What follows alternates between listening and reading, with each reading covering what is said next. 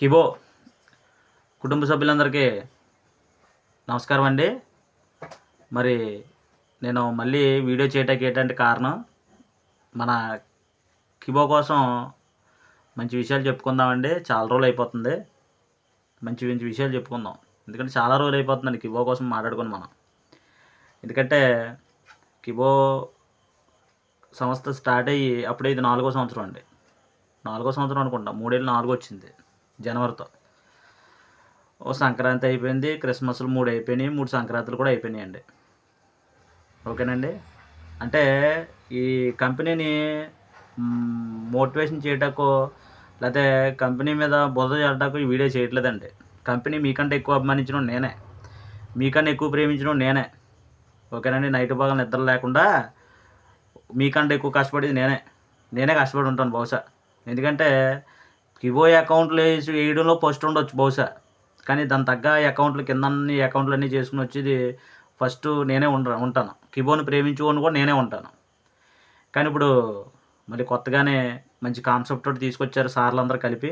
Okay, చాలా happy. ఇప్పుడు మనకి సార్ గారు కిలపర్తి వెంకట్రావు గారు మొత్తం మనకి ఇచ్చిన కాయిన్స్ 1400 కోట్ల కాయిన్స్ ఇచ్చాడండి. ఇప్పుడు 1400 కోట్ల కాయిన్స్లో ప్రజెంట్ ఇప్పుడు 10 కోట్ల కాయిన్స్ ఇస్తారంట ఆయన. బాగుంది కదండి, చాలా బాగుంది. కాయిన్ రేటు 2030కి 1 lakh మన కాయిన్ రేటు అందరికీ తెలిసిందే. ఇప్పుడు 10 కోట్ల కాయిన్స్ ఇస్తారంట ఆయన ఇప్పుడు. ఓకేనండి. సరే, దానికి ఇప్పుడు ఫుల్ క్లారిటీ ఇస్తాను. ఒకసారి వినండి. ఇప్పుడు 2002లో మేము కిబోని స్టార్ట్ చేశానండి. 2002లో కిబో అకౌంట్లో వేయడం స్టార్ట్ చేశాను. నాకు తగ్గ కాయిన్స్ నేను చేసుకున్నాను, నాకు తగ్గ అకౌంట్లు నేను చేసుకున్నాను. అలాగే నాకులాగే కింద కారు విన్నరు, బండి విన్నర్లు చాలామంది సీఈఓలు అయి ఉన్నారు చాలామంది. ఓకే, సంతోషం. ఓకేనండి. ఇంకో విషయం ఏంటంటే, ఇప్పుడు మనకి ఇప్పటికి కాయిన్ రేటు ఇంకా అలాగే ఉందండి రేటు ఇప్పటికి. తర్వాత మన బీసీటీ ఎక్స్చేంజ్ అనేసి ఒక ఎక్స్చేంజ్ తీసుకొచ్చారు సార్ గారు. మరి ఆ బీసీటీ ఎక్స్చేంజ్ మరి అది ఏం చేస్తుందో, ఎక్కడ పడుకుందో కూడా తెలియదు. అది రకరకాల మాటలు చెప్పుకుంటూ వచ్చారండి 2 ఏళ్ళు 3 ఏళ్ళు. ఆ మత్తులో మునిగిపోయి మేము ఉండిపోయాను మేము. ఓకేనండి. ఆ మత్తులోంచి ఇంకా ములిగి ఒక 2 నెలల క్రితం తేలుకున్నాం అందులోంచి, ఆ మత్తులోంచి.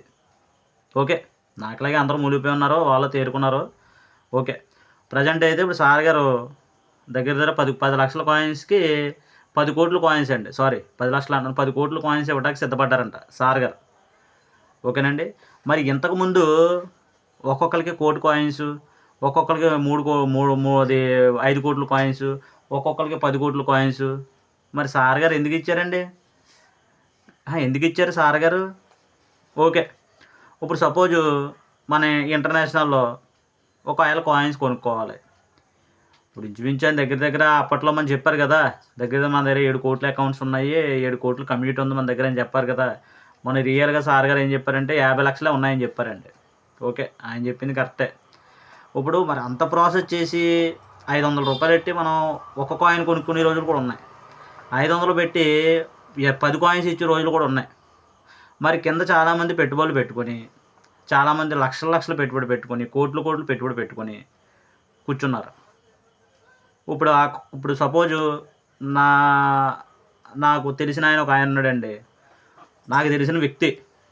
మరి అతను వ్యక్తో మనిషో లేదా ఎవరో తెలియదని నాకు, ఒక విజ్ఞానమైన వ్యక్తి అనుకోండి. ఆ వ్యక్తి సపోజు ఒక 5 లక్షల అకౌంట్లు వేసాడండి. ఒక 5 లక్షలు, ఒకే వ్యక్తి 5 లక్షల అకౌంట్ వేసాడండి. 5 లక్షలు ఇంటూ 500 చెప్తే ఎంత అయిందండి? ఒకసారి లెక్కేయండి. అంటే దగ్గర 25 కోట్లు అవుతుందండి నా అంచనా ప్రకారం. అంటే మనుషులు జనాలందరినీ పోగేసి ఒక్కొక్క అకౌంట్ 500 రూపాయలు తీసుకుని మీరు అకౌంట్ వేసి ఉంటే దగ్గర 25 కోట్లు పేమెంట్ అవుతుంది అది. మరి 25 కోట్లు ఏమైపోయిందండి? తిరిగి అడుగుతాను, ఆ 25 కోట్ల రూపాయలు ఏమైపోయింది? మరి ఇప్పుడు అప్పుడే చెప్పేసి ఉంటే వాళ్ళు 1,00,000 రూపాయలు పెట్టుకుంటే ఇందులో 1,00,000 కాయిన్లు వచ్చేస్తాయి కదా ఇప్పుడు. మరి 25 కోట్లు 30 కోట్లు ఎందుకు పెట్టుబడి పెట్టుకోవడం? మరి ఆ ఫండ్ అంతా ఏమైపోయింది? ఆ డబ్బు అంతా ఏమైపోయిందండి? ఏమని అడిగితే మేము ఆస్తులు అమ్ముకోవాలి, ఆస్తులు అమ్ముకొని అందరికీ సెటిల్ చేయాలి. ఇవో కొత్త మాటలు మళ్ళీని. చూడండి, ఆస్తులు అమ్ముకుని అందరికీ సెటిల్ చేస్తారండి సార్ గారు. ఇవన్నీ ఎవరికి గుర్తు రావట్లేదు. ఇంతకుముందేమో చైనా వెళ్ళారు.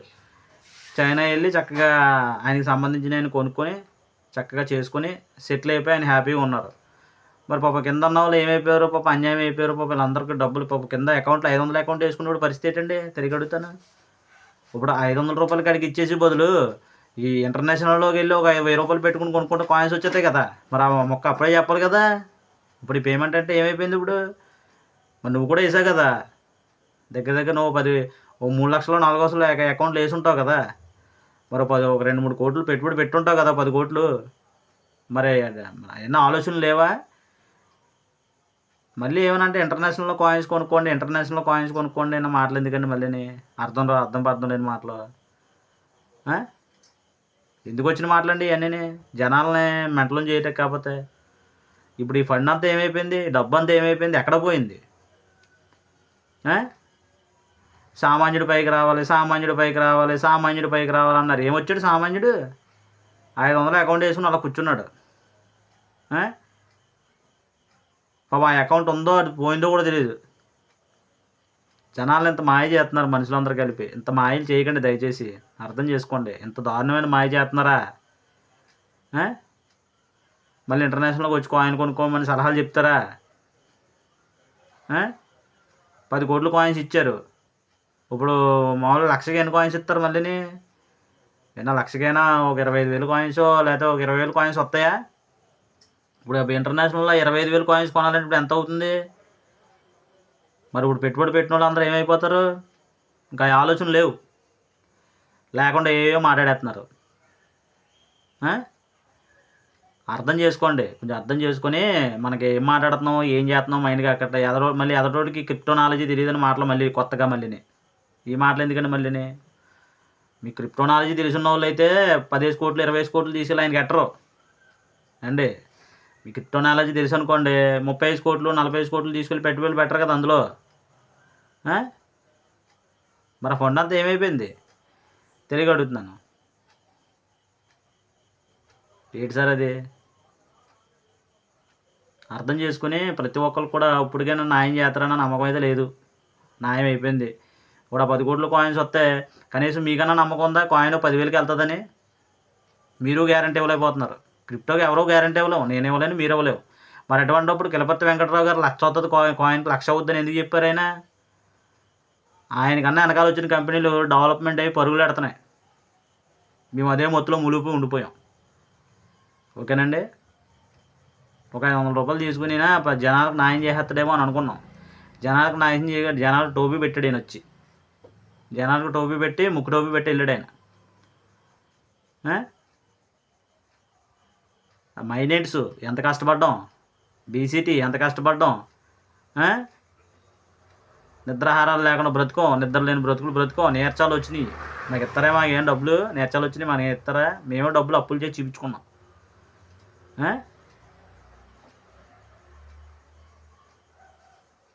ఇంకా బోల్ కాయిన్స్ ఉన్నాయండి. పై కాయిన్ చూడండి, పై కాయిన్ సార్కి 2 కాళ్ళు దండం పెట్టుకోవాలి పై కాయిన్ విషయంలో. నికోలస్ గారు, మేడం గారు మైనింగ్ ఇచ్చారు, గ్యారంటీ ఉంది. కాయిన్ 1 కోటి రూపాయలు అంటే గ్యారంటీ ఉంది. కాయిన్ 10 లక్షలు అంటే గ్యారంటీ ఉంది. ఇందులో ఏ గ్యారంటీ ఉందండి? ఒకసారి ఆలోచించండి. జనాలను ఇంకా మొత్తులో నింపకండి జనాల్ని. అన్ని కంపెనీలు ఎలా వచ్చిపోయినాయో ఈ కంపెనీ కూడా అలా వచ్చిపోయినట్టే, కానీ ఇంకా బతుకున్నట్టు చూపిస్తున్నారు అంతే, అంతమించి ఏం కాదు. ఉందండి, సరైన వీడియో ఉంది, పెడతాను. ఉంది, చేస్తాను. ఆ పని మీద ఉన్నాను. మీకు చెప్పాను ఒకసారి, ఆ పని మీద ఉన్నాను. 2030 నాటికి మాత్రం కిబో కాయిన్ 1,00,000 రూపాయలు అయ్యి ఉండాలి ఖచ్చితంగా. చేసి రెడీ పెట్టానండి. 2030 నాటికి ఖచ్చితంగా కాయిన్ కనీసం 1,00,000 రూపాయలు అయ్యి ఉండాలి. 1,00,000 రూపాయలు అని మీరేగా చెప్పారు, ఖచ్చితంగా అయ్యి ఉండాలండి. చూసుకోండి. ఓకేనండి. సామాన్యుల జీవితాల మీద కొట్టారు మీరు, అర్థం చేసుకోండి.